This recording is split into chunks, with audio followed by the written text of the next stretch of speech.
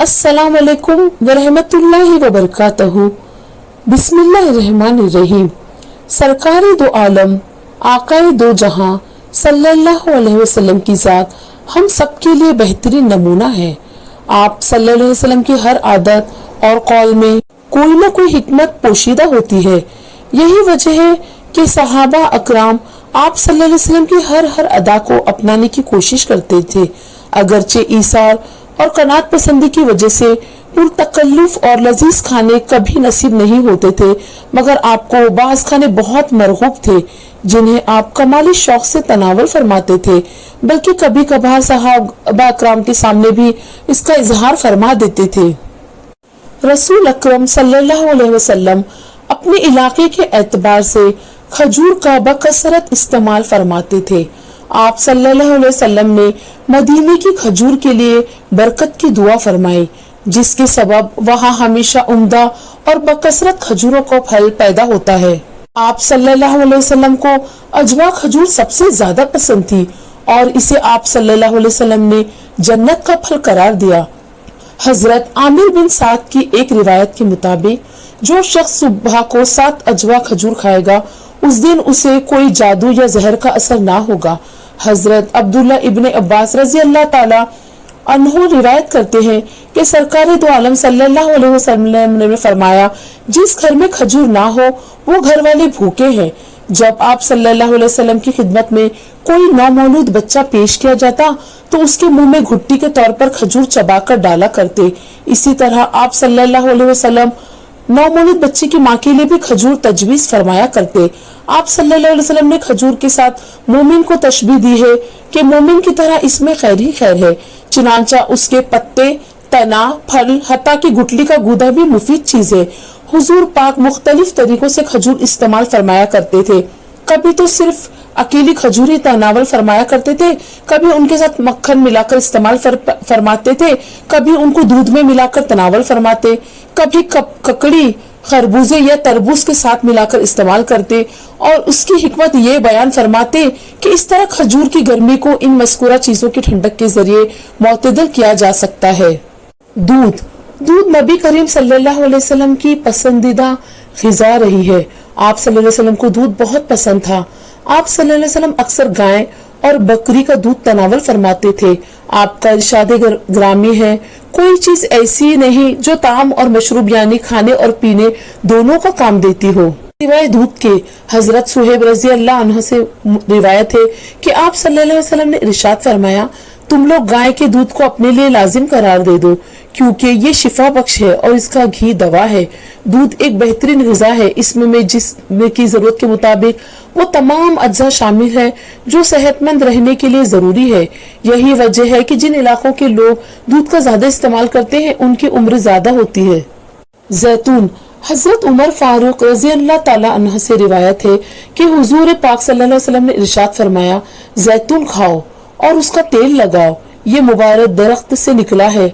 हजरत अबू हुरैरा रज़ी अल्लाह तआला अन्हु की रिवायत के मुताबिक इसमें 70 बीमारियों के लिए शिफा है।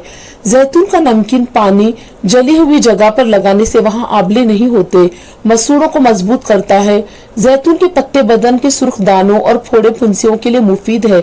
इसका तेल जिल्द में नरमी और मुलायमत पैदा करता है और बालों की सफेदी को रोकता है। ये दुनिया का वाहिद तेल है जो चर्बी में तब्दील नहीं होता। ये दिल के अमराज के लिए बेहद मुफीद है और मोटापे से बचाता है। शहद हमारे नबी पाक सल्लल्लाहु अलैहि वसल्लम को शहद बहुत ज्यादा मरगूब था, वो इसका इस्तेमाल बहुत करते थे। हजरत आयशा रजी अल्लाह ताला अन्हा से रिवायत है कि आप सल्लल्लाहु अलैहि वसल्लम शहद पसंद फरमाते थे। शहद का जिक्र कुरान में भी मौजूद है। शहद बहुत से अमराज में मुफीद है। अब तक शहद का मुतबादिल तलाश नहीं किया जा सका। ये एक कुदरती एंटीबायोटिक है। ये फौरन खून में शामिल हो जाता है। बच्चे, बूढ़े, मरीज, गर्ज हर किसी के लिए फायदेमंद है।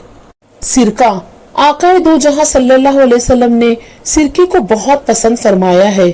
हदीस शरीफ में आया है, सिरका हुजूर सल्लल्लाहु अलैहि वसल्लम को बहुत ज्यादा पसंद था। हजरत उम्मे हानी रजी अल्लाह ताला अन्हु फरमाती है कि नबी करीम सल्लल्लाहु अलैहि वसल्लम मेरे घर तशरीफ लाए और फरमाया, क्या तेरे घर में खाने के लिए कुछ मौजूद है? मैंने कहा, सूखी हुई रोटी और सिरका के सिवा कुछ भी नहीं। नबी करीम सल्लल्लाहु अलैहि वसल्लम ने फरमाया, वही ले आओ। सिरका डायबिटीज के लिए बहुत मुफीद है, हाजमे के लिए भी बहुत मुफीद है। गोश्त की तारीफ में आप सल्लल्लाहु अलैहि वसल्लम से मुतअद्दिद रिवायत मनकूल है। जैसा आप सल्लल्लाहु अलैहि वसल्लम ने इरशाद फरमाया, गोश्त तमाम तामों का सरदार है, यानी कि गोश्त तमाम खानों का सरदार है। इसी तरह एक और जगह मनकूल है कि दुनिया और आखिरत वालों के लिए गोश्त खाने का सरदार है वगैरह भी। आप सल्लल्लाहु अलैहि वसल्लम चंद और अक़साम के गोश्त भी तनावल फरमाते हैं, मसलन मुर्ग, बटीर, ऊंट, बकरी, भेड़, खरगोश और मछली। और इस तरह आपको भुने हुए गोश्त के पार्चे बहुत पसंद थे।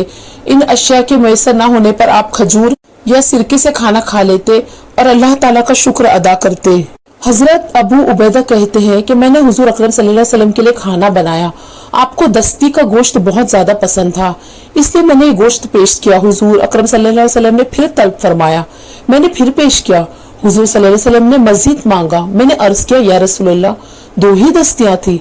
हुजूर अकरम सल्लल्लाहु अलैहि वसल्लम ने इरशाद फरमाया, उस जात पाक की कसम जिसके कब्जे में मेरी जान है, अगर तुम चुप रहते तो मैं भी मांगता रहता, इस चीज से दस्तियां निकलती रहती। सुभान अल्लाह। हजरत अबू ज़र गफ़ारी रज़ी अल्लाह ताला अन्हु से रिवायत है कि नबी करीम सल्लल्लाहु अलैहि वसल्लम को एक तबक में अंजीर पेश किए गए। आपने सहाबा कराम से फरमाया, खाओ। अगर मैं ये कहता कि जन्नत में से कोई मेवा उतारा गया है तो वो अंजीर के मुतालिक कहता। आज के हुक्मा ने इसके बहुत सारे फवायद बयान किए गए हैं। अंजीर मसाना और गुर्दे को साफ करती है। अंजीर का फल बुढ़ापे को रोकता है, मादे से बलगम को खारिज कर देता है। खुश्क अंजीर का इस्तेमाल आसाबी कमजोरी को दूर करता है। जौ की रोटी नबी करीम सल्लल्लाहु अलैहि वसल्लम की पसंदीदा ग़िज़ा में से एक है। आप सल्लल्लाहु अलैहि वसल्लम जौ की रोटी को बहुत पसंद फरमाते थे।